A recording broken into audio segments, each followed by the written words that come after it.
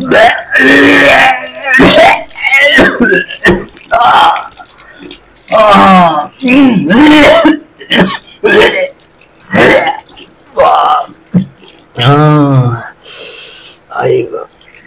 झालं पप्पा तुम्हाला?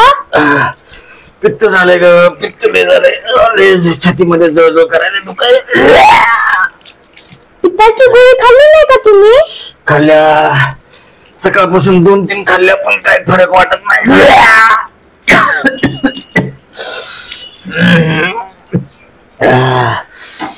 मित्र हो, ऍसिडिटी अर्थात आम्लपित्ताच्या बद्दल सविस्तर शास्त्रीय माहिती न घेता त्याच्या औषध गोळ्या वारंवार खात राहणं म्हणजे पालत्या घड्यावर पाणीच आहे.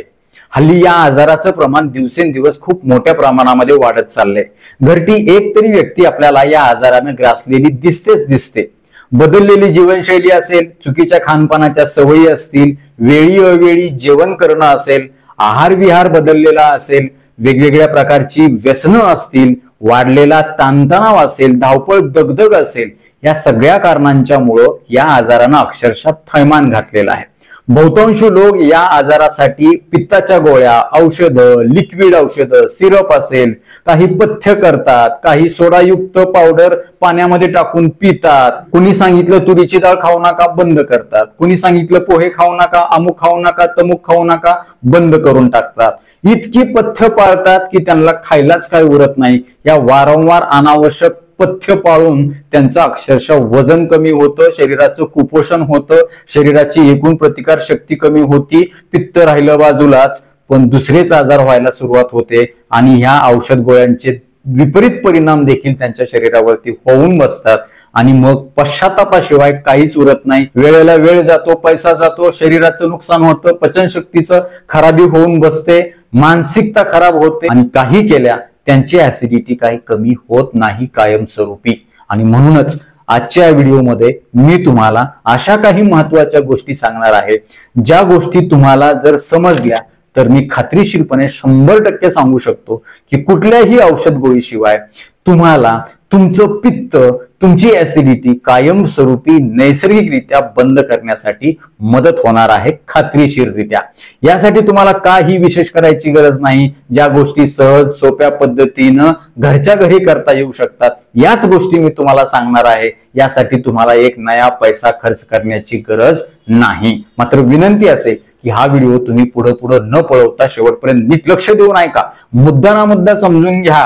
आणि अजून एक विनंती असेल, जर तुम्ही चॅनलवरती नवीन असाल तर आता लगेच बाजूचं बेल आयकॉनचं बटन दाबून चॅनल सबस्क्राईब करा, जेणेकरून आरोग्यविषयक अत्यंत महत्वपूर्ण, अभ्यासपूर्ण आणि शास्त्रीय व्हिडिओज तुम्हाला सहज पाहता येतील, तेही अगदी मोफत, कारण सबस्क्राईब करायला पैसे लागत नाहीत. चला तर मी तुमचा जास्त वेळ घेणार नाही. मित्र हो, सगळ्यात सुरुवातीला जाणून घेऊया ऍसिडिटी होते म्हणजे नेमकं काय होतं.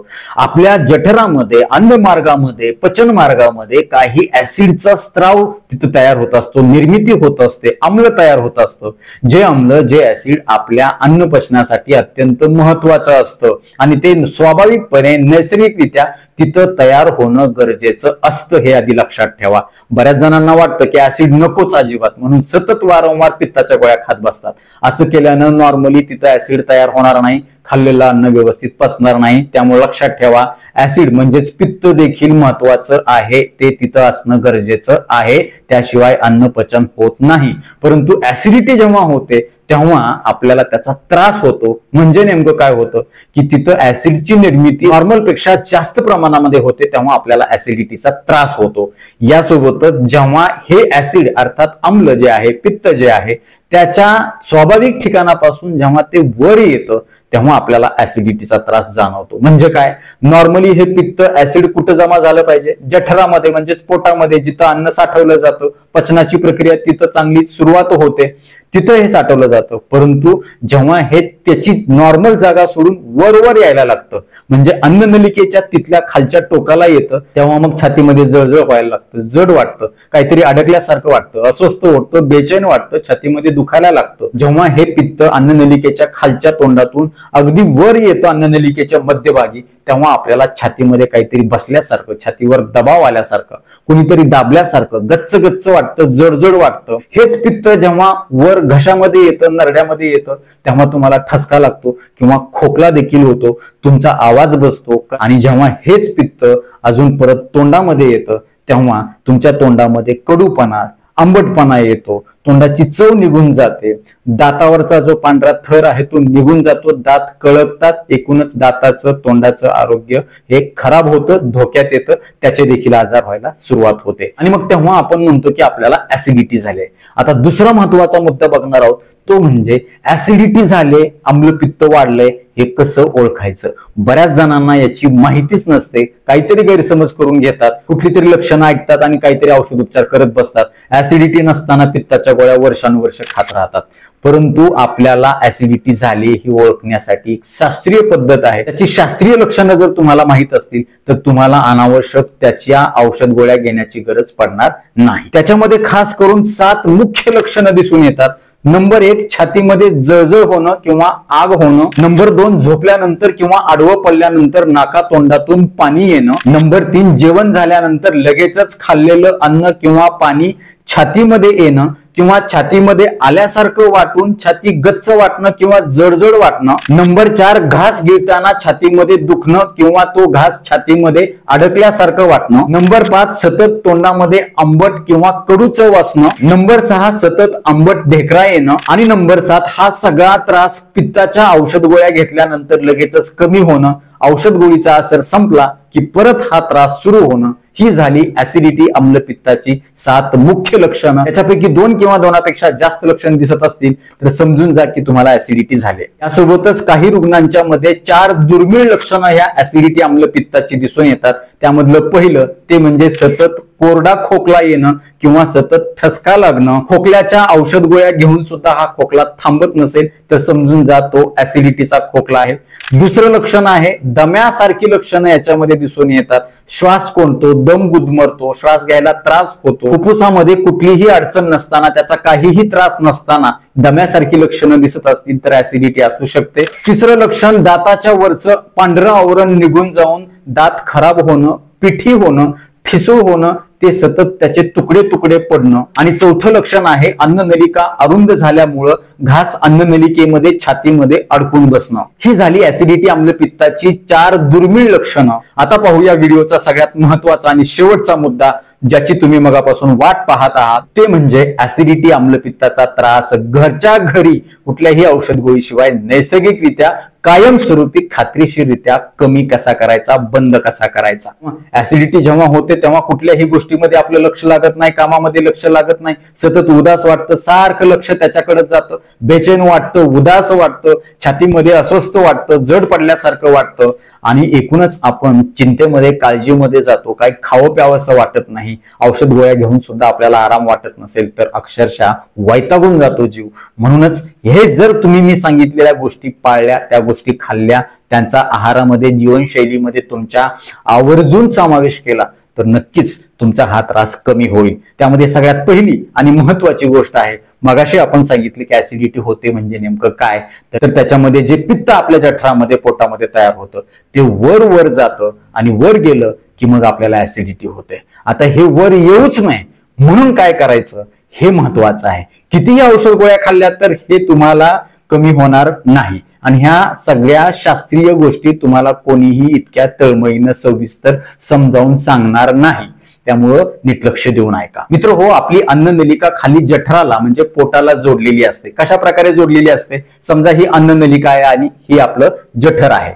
हे जे टोक आहे ते जठरामध्ये असं घुसवलेलं आहे. जिथं ही अन्ननलिका या जठराला मिळालेली आहे तिथं एक झडप आहे, पडदा आहे. या झडपेमुळं आपलं पित्त वर येत नाही आणि आपल्याला ऍसिडिटी होत नाही. परंतु नेमकं ह्या ऍसिडिटीच्या त्रासामध्ये होतं काय, ही झडप बिघडून जाते, हिचं काम बिघडतं आणि ही लुळी पडते. हिच्यातला जो टोन आहे, हिच्यातली जी लवचिकता आहे ती कमी होऊन जाते. परिणामी जठरामध्ये साचलेलं, पोटामध्ये साचलेलं जे पित्त आहे, आम्ल आहे, ते या अन्ननलिकेतून वर येतं आणि आपल्याला ऍसिडिटीचा त्रास जाणवायला लागतो. आता हे येऊच नाही म्हणून सगळ्यात पहिली महत्वाची गोष्ट आहे ती म्हणजे दिवसभरामध्ये कधीही तुम्ही पोट गच्च भरून जेवण करू नका. बऱ्याच जणांना नरड्याला येईपर्यंत खाण्याची सवय असते. कितीही चांगलं लागलं म्हणून आपण कितीही खाऊ नये, त्याचा विपरीत परिणाम ऍसिडिटीला होतो. कारण जेव्हा तुम्ही पोट गच्च भरून खाता तेव्हा काय होतं की खाल्लेलं अन्न वर वर वर वर येतं आणि अन्ननलिकेच्या शेवटच्या टोकाला येऊन चिटकतं.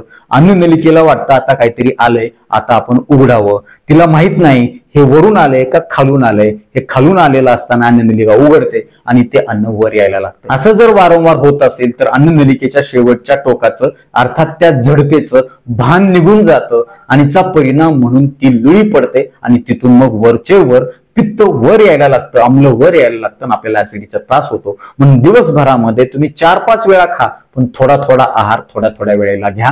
नक्कीच तुम्हाला याचा फायदा होईल. या सगळ्या गोष्टी मी ज्या तुम्हाला सांगतोय ह्या औषध गोळीपेक्षा सुद्धा महत्वाच्या आहेत. ह्या सगळ्या गोष्टी जर तुम्ही केल्या तर तुम्हाला 100% आराम आहे. आणि ह्या गोष्टी जर तुम्ही पाळल्या नाहीत तर जगाच्या पाठीवर कुठेही गेलात, कितीही महागडी औषधं केली तरी तुमचा आम्लपित्ताचा त्रास कायमस्वरूपी कमी होणार नाही.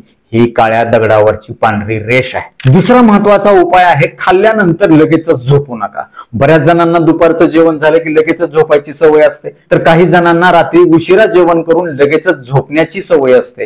ह्या दोन्हीही सवयी आम्लपित्ताला आमंत्रण देतात. जर तुम्ही अशा प्रकारे जेवल्यानंतर लगेचच आडवं पडत असाल, झोपत असाल, लोळत असाल तर याचा परिणाम काय होतो, तुम्ही खाल्लेलं जठरातलं जे अन्न आहे ते वर अन्ननलिकेच्या शेवटच्या टोकाला येतं. त्या झडपेवरती दाब निर्माण करतं आणि ती झडप अस्वाभाविकपणे विनाकारण उघडते आणि ते पित्त, ते खाल्लेलं अन्न वर येतं आणि तुम्हाला ऍसिडिटी होते. त्यामुळं हे पथ्य तुम्ही आवर्जून पाळा. जेवणामध्ये आणि झोपण्यामध्ये किमान 3 तासाचं तरी अंतर तुम्ही ठेवलं पाहिजे. आणि झोपताना सुद्धा सगळ्यात सुरुवातीला तुम्ही डाव्या अंगावर झोपा. नंतर तुम्हाला कुठल्या अंगावर झोपायचं ते झोपा, परंतु सुरुवात झोपण्याची तुम्ही डाव्या अंगावर करा, ज्याला आपण वामकुक्षी असं म्हणतो. शास्त्रीय दृष्ट्या तुमच्या पित्ताचा त्रास कमी होण्यासाठी ही डाव्या अंगावर झोपण्याची पद्धत तुम्हाला मदत करणार आहे. नंबर 3, जेवण झाल्यानंतर लगेचच कुठलाही व्यायाम करू नका, कुठलंही शारीरिक श्रमाचं काम करू नका. त्यातल्या त्यात वाकणीचं काम म्हणजे वाकून करायची जी कामं असतात, वजन उचलायची जी कामं असतात, जास्त वेगानं पळणं, जास्त वेगानं चालणं, अशा प्रकारच्या कुठल्याही कृती तुम्ही करू नका. आणि जर असं केलं तर याचा परिणाम म्हणून सुद्धा तुमच्या त्या झडपेवरती दाब येणार आहे आणि तिथलं प्रेशर वाढून ती उघडणार आहे आणि तुमचं पित्त खवळणार आहे आणि त्याचा परिणाम म्हणून तुम्हाला ऍसिडिटी होणार आहे. जेवण झाल्यानंतर चालण्याचा सल्ला बरेच डॉक्टर देतात, याच्यामध्ये तथ्य आहे, हे महत्वाचं आहे. परंतु जेवण झाल्या झाल्या लगेच चालायचं अजिबात नाही. जेवण झाल्यानंतर अर्धा तास किमान तुम्ही बसून आराम करायचा आहे आणि त्याच्यानंतर तुम्हाला चालायचंय, ज्याला आपण शतपावली असं म्हणतो, ज्याचा फायदा आपल्याला शुगरसाठी, बीपीसाठी, कोलेस्ट्रॉलसाठी अतिशय चांगल्या प्रकारे होतो. चौथा महत्वाचा उपाय आहे तो म्हणजे रात्रीच्या वेळेला अनावश्यक जागरण करू नका. रात्रीच्या वेळेला शांत, समाधानकारक पुरेशी झोप घ्या. कारण झोप घेतल्यामुळे आपली पचनशक्ती, अन्ननलिका आणि ती जी झडप आहे तिला चांगला आराम मिळतो आणि त्याचा परिणाम म्हणून तिचं काम व्यवस्थित राहतं, ती आजारी पडत नाही. त्यामुळे विनाकारण जागरण करू नका. जर तुमची नाईट शिफ्ट असेल तर तो भाग वेगळा. अशा वेळी तुम्ही सकाळी येऊन झोपू शकता, त्याचा फायदा तुम्हाला होईल. परंतु अनावश्यकपणे कुठल्याही प्रकारचं जागरण तुम्ही अजिबात करू नका. बऱ्याच जणांना रात्री उशिरापर्यंत मोबाईल, टीव्ही बघण्याची सवय असते, असली अजिबात चूक करू नका. 5वा उपाय आहे झोपत असताना कधीही आडवं सपाट जमिनीवर झोपू नका. काय करायचंय, तुमच्या शरीराचा कमरेपासून डोक्याकडचा जो भाग आहे तो भाग झोपताना किमान 30 ते 40 अंश कोनामध्ये उंच झाला पाहिजे, तर तुम्हाला त्याचा फायदा होणार आहे. ऍसिडिटी तुमची कमी होणार आहे खात्रीशीररित्या. यासाठी तुम्हाला काय करायचंय, तुमच्या पलंगाची जी डोक्याकडची बाजू आहे त्याच्या पायाखाली तुम्ही 2 विटा ठेवा. ऑटोमॅटिकली तुमच्या डोक्याचा भाग हा वर जाईल आणि त्याचा परिणाम म्हणून तुमच्या पोटामध्ये तयार झालेले जे ऍसिड आहे, अम्ल आहे, ते खाली सरकेल, आतड्याकडे, लहान आतड्याकडे पचण्यासाठी जाईल. ते वर येणार नाही, त्या झडपेला लागणार नाही, अन्ननलिकेत येणार नाही आणि तुम्हाला ऍसिडिटीचा त्रास होणार नाही. 6वा महत्वाचा उपाय आहे तो म्हणजे तंबाखू, बिडी, सिगारेट, दारू, गुटखा, पान मसाला, तंबाखूवाली सुपारी, खर्रा, मावा यासारखी व्यसनं असतील तर आजच बंद करा. कारण ही व्यसनं, यांच्यामध्ये असणारी केमिकल, रसायनं आपल्या आतड्यामध्ये, आपल्या जठरामध्ये खूप जास्त प्रमाणामध्ये ऍसिड तयार होण्यासाठी कारणीभूत ठरतात. अनावश्यक ऍसिड तयार होतं आणि त्याचा परिणाम म्हणून तुम्हाला पित्ताचा त्रास सुरू होतो. यासोबतच या अल्कोहोलमुळं, दारूमुळं आणि सिगारेटमध्ये असणाऱ्या रसायनामुळं आपली जी झडप आहे अन्ननलिका आणि जठराच्या तिथं असणारी ती झडप निकामी होते, तिचा पॅरालिसिस होतो, तिच्यातली टोन निघून जाते, लुळी पडते ती झडप आणि त्याचा परिणाम म्हणून तुम्ही थोडं जरी खाल्लं तरी लगेचच तुम्हाला आंबट गुळण्या येतात, लगेचच तुम्हाला छातीमध्ये बसल्यासारखं वाटतं, थोडं जरी खाल्लं तर लगेचच तुम्हाला पोट भरल्यासारखं वाटतं. त्यामुळे अशा प्रकारची व्यसनं तुम्ही अजिबात करू नका. तुम्ही सगळी व्यसनं करता, औषध गोळ्या घेता, तुमचा पित्ताचा त्रास कधीच कमी होणार नाही. औषध गोळ्या बंद करा, व्यसन पण बंद करा, पित्ताचा त्रास तुमचा ऑटोमॅटिकली कमी होईल. 7वा उपाय आहे तो म्हणजे ताणतणावाचं नियोजन करणं, व्यवस्थापन करणं, ताणतणाव कमी करण्यासाठी प्रयत्न करणं. आयुष्य जगत असताना ताणतणाव येणं हे स्वाभाविक आहे, परंतु त्या ताणाचा आपल्या मनावर किती परिणाम करून घ्यायचा हे आपल्याच हातात आहे. कुठल्याही गोष्टीचा जास्त अतिविचार करू नका. आपली स्वतःची तुलना इतरांच्या बरोबर करू नका. जास्तीच्या आवाजवी अपेक्षा ठेवू नका. आपल्या शरीराला आणि मनाला सहन होईल इतक्याच गोष्टी तुम्ही करा. अनावश्यक ताण घेऊ नका. भूतकाळामध्ये जास्त जगू नका. भविष्याची जास्त चिंता करू नका. वर्तमानात आनंदी राहा. ताणतणाव कमी करण्यासाठी मेडिटेशन, योगा, ध्यानधारणा करा. छंद जोपासा. तुम्हाला आवडणाऱ्या, तुम्हाला मानसिक समाधान देणाऱ्या गोष्टी आवर्जून करा. गप्पा गोष्टी करा. निसर्गाच्या सानिध्यात राहा. आजचा दिवस एन्जॉय करा. ऑल इज वेल असं म्हणा. जे होत आहे ते चांगल्यासाठीच होत आहे, होणार आहे हे नेहमी लक्षात ठेवा. ताणतणाव कुठल्या कुठं पळून जाईल लक्षात ठेवा. ताणतणाव कमी करणं हे देखील महत्वाचं औषध आहे. 8वा उपाय आहे तो म्हणजे अनावश्यक औषध गोळ्या कुठल्याही आजारासाठी अजिबात घेऊ नका. त्यातल्या त्या डॉक्टरांच्या सल्ल्याशिवाय तर घेऊच नका. बऱ्याच जणांना काही दुखायला खुपायला लागलं की लगेचच ते वेदनाशामक गोळ्या खाण्याची सवय असते, किंवा काही ताप आला किंवा अजून काही इन्फेक्शन झालं तर लगेचच त्याच्यावरती अँटीबायोटिक खाण्याची सवय असते. याचा परिणाम म्हणून सुद्धा जठरामध्ये जास्तीचं पित्त तयार होतं, ऍसिडिटी होते आणि तुम्हाला ऍसिडिटीचा त्रास काही केल्या कमी होतच नाही. यासोबतच अशा प्रकारच्या औषध गोळ्यामुळं तुम्हाला तुमच्या आतड्यामध्ये अल्सर होण्याची शक्यता असते आणि त्याचे विपरीत परिणाम आपल्या शरीरावर होतात. त्यामुळं अशा प्रकारच्या अनावश्यक औषध गोळ्या घेऊ नका. किंवा कुठल्या औषध गोळ्या घेण्याची गरजच तुम्हाला पडली असेल, डॉक्टरांनी चालूच केल्या असतील, तर तुमच्या डॉक्टरांकडून खात्री करून घ्या की याच्यामुळे ऍसिडिटी होते का. त्यासाठी काय करायचं तुमच्या डॉक्टरांना आवर्जून विचारा. ते तुम्हाला नक्कीच याच्यावरती मार्ग दाखवतील. 9वा उपाय आहे अंगावरती जी तुम्ही कपडे घालता, शर्ट असेल, पॅन्ट असेल किंवा अजून काय असेल, ही वस्त्र, ती कपडे तुम्ही जास्त गच्च फिट्ट अशा प्रकारचे घालू नका. नेहमी सैल घाला, जेणेकरून तुमच्या शरीराचा जो रक्तप्रवाह आहे तो अनावश्यकपणे कृत्रिमरित्या दाबला जाणार नाही, त्याच्यावर कुठलंही कृत्रिम प्रेशर येणार नाही. एकूण शरीरातलं वातावरण आनंददायी राहील आणि त्याचा परिणाम म्हणून तुमची ऍसिडिटी देखील चांगली कमी होण्यासाठी मदत होईल. 10वा उपाय आहे, जर तुमचं वजन वाढलेलं असेल, चरबी वाढलेली असेल, फॅट वाढलेलं असेल तर ते कमी करा. कारण जेव्हा वजन वाढतं, चरबी वाढते, तेव्हा आपल्या ह्या झडपेवरती किंवा एकूणच अन्ननलिका असेल, जठर असेल, या अवयवांच्या वरती सुद्धा खूप मोठ्या प्रमाणामध्ये चरबी जमा होते. अक्षरशः हे अवयव त्या चरबीमध्ये गुरफटून जातात आणि त्याचा परिणाम म्हणून तिथला मार्ग अरुंद होतो. त्या झडपेची टोन खराब होते, तिथलं प्रेशर कमी जास्त होतं आणि आपल्याला ऍसिडिटीचा त्रास होतो. त्यामुळे वजन नियंत्रित ठेवा. वजन नियंत्रित ठेवण्यासाठी, कमी करण्यासाठी काय करायचं याबद्दल देखील आपण आपल्या चॅनलवरती व्हिडिओ बनवले, ते तुम्ही आवर्जून पहा. तुम्हाला नक्कीच फायदा होईल. नंबर 11वा उपाय आहे ते म्हणजे रात्रीचं जेवण तुम्ही शक्यतो लवकर करा. 6-6:30लाच करा. जे लोक रात्री उशिरा जेवतात त्यांना पित्त होण्याची शक्यता ही 10 पटीनं जास्त होते, हे लक्षात ठेवा. कारण जेव्हा तुम्ही उशिरा जेवता, लगेच झोपता, तेव्हा तुमच्या शरीरामध्ये अपचन वाढतं, पित्त जास्त तयार होतं, पित्त जास्त वर येतं आणि त्याचा परिणाम म्हणून तुम्हाला ऍसिडिटीच्या आजाराला सामोरं जावं लागतं. आणि सगळ्यात शेवटचा महत्वाचा 12वा उपाय आहे तो म्हणजे ऍसिडिटीच्या त्रासामध्ये काय कुठले पदार्थ खाल्ले म्हणजे आपल्याला ऍसिडिटी कमी होईल आणि कुठल्या पदार्थामुळे ऍसिडिटी वाढू शकते. या सुरुवातीला पाहूया ऍसिडिटी कमी करणारे पदार्थ कुठले आहेत. त्याच्यामध्ये साधा सोपा सिंपल उपाय जेवण झाल्यानंतर तुम्हाला करायचा आहे तो म्हणजे ओवा, बडीशोप, पांढरे तीळ आणि जवस समप्रमाणामध्ये घ्या, एकत्रित करा, मिक्स करा त्याला आणि जेवण झाल्यानंतर चिमूटभर बारीक चावून खा. नक्कीच तुम्हाला ऍसिडिटी कमी होण्यासाठी फायदा होईल. यासोबतच छोटासा अद्रकचा तुकडा तुम्ही बारीक चवळून खावा किंवा अद्रकचा जो रस आहे तो तुम्ही पाण्यामध्ये मिक्स करून घ्या. नक्कीच तुम्हाला फायदा होईल. कारण या अद्रकमध्ये असे काही गुणधर्म असतात ज्याच्यामुळे आपल्या शरीरातील, पोटातील आम्ल न्यूट्रल होतं आणि नैसर्गिकरित्या आपल्या पित्ताचा त्रास कमी होतो. पुढचा उपाय आहे तो म्हणजे ज्येष्ठ मधाची कांडी. बाजारामध्ये कुठेही मिळते ही कांडी. छोटीशी कांडी घ्या, दातामध्ये टाकून उगाच चघळत बसा, त्याच्यामधून लाळ पण जाईल आणि त्याच्यामधले जे चांगले गुणधर्म आहेत, औषधी गुणधर्म आहेत ते तुमच्या लाळेमध्ये मिसळतील आणि हे एकत्रितपणे तुमच्या जठरामध्ये आतड्यामध्ये अन्ननलिकेमध्ये जाईल आणि तिथं असणारे जे पित्त आहे त्याला नैसर्गिकरित्या न्यूट्रल करेल. त्याची जी काही विपरीत परिणाम आपल्यावरती होत आहेत त्याच्यावरती लगाम लागेल. पुढचा एक अत्यंत महत्वाचा प्रभावी उपाय आहे या पित्ताच्या त्रासावरती, तो म्हणजे ज्या लोकांना अति जास्त प्रमाणामध्ये पित्त होतं, ऍसिडिटी होते, अशा लोकांनी सकाळी उठल्याबरोबर एक पिकलेली केळी खायची आहे.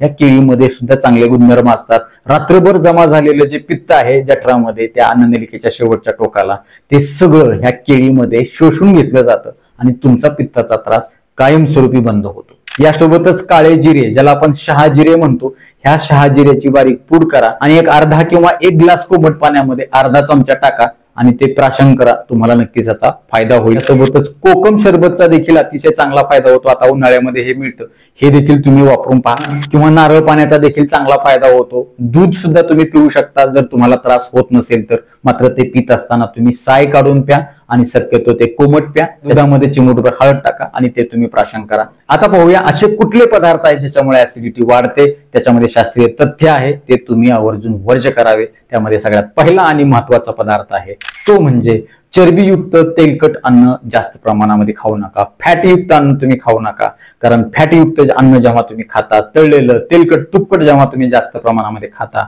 तेव्हा ते पचायला जड जातं. पचायला जड झालं की तुमच्या पचन मार्गामध्ये, आतड्यामध्ये किंवा जठरामध्ये ते जास्त वेळ तिथं थांबून राहतं आणि त्याचा परिणाम म्हणून तिथं पित्त वाढतं आणि ते वर तुमच्या अन्ननलिकेच्या त्या झडपेला येऊन चिटकतं आणि तुमची ऍसिडिटी वाढते. त्यामुळे हे पथ्य पाळा. दुसरं, जास्तीचे तिखट आणि मसालेदार पदार्थ खाऊ नका. मांसाहार अति जास्त प्रमाणामध्ये घेऊ नका. बऱ्याच जणांना तरी किंवा करी खायची सवय असते, जास्तीत जास्त रस्सा खाण्याची मसालेदार सवय असते. असं केल्यानं काय होईल, तुमच्या आतड्याची, अन्ननलिकेच्या शेवटच्या टोकाची असणारी जी मऊ त्वचा आहे तिचं इरिटेशन होईल, तिथला दाह होईल. साधं तिखट तुम्ही जिभेला किंवा ओठाला लावून बघा कशी छनछन आग होते.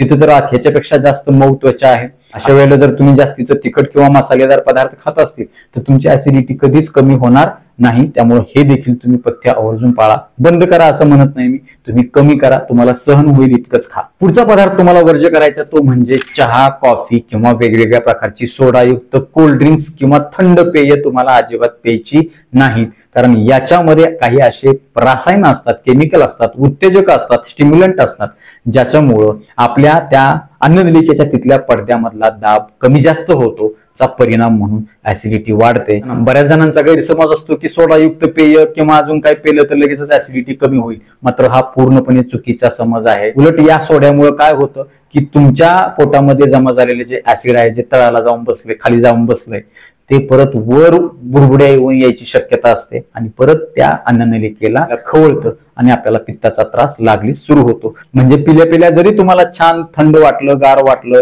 मस्त वाटलं, तरी काही वेळानं तिथं पित्ताचा त्रास दुप्पट तिप्पट पटीनं वाढणार आहे, लक्षात ठेवा. सोबतच अति जास्त थंड किंवा अति जास्त गरम पदार्थ तुम्ही अजिबात घेऊ नका.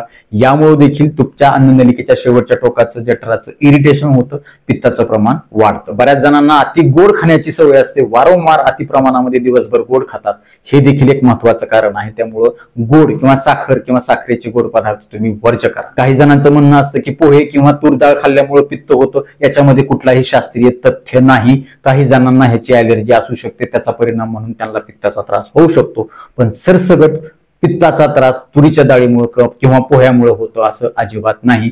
जर तुरीच्या डाळीमुळे पित्ताचा त्रास होत असेल तर अशा वेळी तुरीच्या डाळीला फोडणी टाकत असताना तुम्ही तो त्याच्यामध्ये थोडंसं हिंग टाका आणि तेजपत्ता टाका आणि ते डाळ खात असताना, ते वरण खात असताना तुम्ही त्याच्यावरती गाईचं तूप 1 चमचाभर टाका. तुम्हाला ऍसिडिटी तुरीच्या डाळीनं होणार नाही. अनावश्यक कुणीही काही पित्तासाठी सांगितलेलं पथ्य अजिबात पाळू नका. मी सांगितलेल्या गोष्टी फक्त आवर्जून पाळा. आणि अजून एक महत्वाचं, आंबट चवीची जी फळं असतात, लिंबू असेल, संत्री असेल, मोसंबी असेल, ही आपल्या आरोग्यासाठी चांगली असतातच, परंतु ह्याच्यामुळे पित्त वाढण्याची शक्यता असते. कारण याच्यामध्ये असणारे जे सिट्रिक ऍसिड असतं ते अजून ऍसिडिटी वाढवतं. पण मात्र क्वचितच लोकांच्या मध्ये ह्या आंबट चवीच्या फळामुळे ऍसिडिटीचा त्रास वाढतो. जर तुम्हाला तसा अनुभव असेल तर ते तुम्ही वर्ज्य करा किंवा त्याचं खाण्याचं प्रमाण कमी करा. नक्कीच मित्र हो, हे आता सांगितलेले सगळे उपाय तुम्ही 4 आठवडे करून पहा, तुम्हाला नक्कीच आराम वाटेल. ह्या उपरही जर तुम्हाला आराम वाटत नसेल तर तुम्ही तुमच्या डॉक्टरांचा आवर्जून सल्ला घ्या, त्यांच्याकडून तपासणी करून घ्या, त्याची कारणं शोधून घ्या, सल्ला, मार्गदर्शन, उपचार घ्या. आमच्याकडून तुम्हाला उपचार हवे असतील तर खाली अपॉइंटमेंट नंबर दिलाय, तिथे तुम्ही संपर्क करू शकता व्हॉट्सअपला. तर मित्र हो, नक्कीच हा व्हिडिओ तुम्हाला उपयुक्त वाटलाच असेल याची मला खात्री आहे. व्हिडिओ आवडला असेल तर लाईक करा, कॉमेंट बॉक्समध्ये आम्हाला तसं कळवा. ते कळवत असताना आपल्या गावाचं नाव आवर्जून लिहा. यासोबतच हा व्हिडिओ आपल्या मित्र नातेवाईकांना जास्तीत जास्त शेअर करा, जेणेकरून त्यांना देखील त्यांचं पित्त नैसर्गिकरित्या कुठल्याही औषध गोळीशिवाय कायमस्वरूपी कमी करण्यासाठी मदत होईल. ते तुम्हाला थँक्यू म्हणतील, मला देखील दुवा देतील, आशीर्वाद देतील. या उपरही जर तुमचे पित्ताच्या किंवा पचनाच्या संबंधित काही प्रश्न असतील तर आम्हाला कमेंट बॉक्समध्ये आवर्जून कळवा. मित्र हो, अशा प्रकारची सविस्तर शास्त्रीय माहिती इतक्या तळमळीनं पोटतिडकीनं तुम्हाला कोणीच सांगणार नाही. परत एकदा जाता जाता एक छोटीशी आठवण करून देतो, जर तुम्ही आजपर्यंत आपलं चॅनल सबस्क्राईब केलं नसेल तर आता लगेच सबस्क्राईब करा. आपल्या मित्र नातेवाईकांना देखील सबस्क्राईब करायला सांगा, कारण तुम्ही केलेलं सबस्क्रिप्शन, तुम्ही केलेल्या लाईक्स, तुम्ही केलेल्या छान छान कमेंट्स हेच आमच्यासाठी टॉनिक असतं, ज्या टॉनिकच्या बळावर या पुढच्या काळात आम्ही अजून चांगले आरोग्यविषयक शास्त्रीय माहिती देणारे व्हिडिओ बनवू, त्यासाठी आम्हाला प्रेरणा मिळेल. तुर्तास आजच्या या व्हिडिओमध्ये इथंच थांबूया. लवकरच भेटूया नवीन व्हिडिओमध्ये नवीन विषयासह. तोपर्यंत आनंदी रहा, निरोगी रहा. धन्यवाद.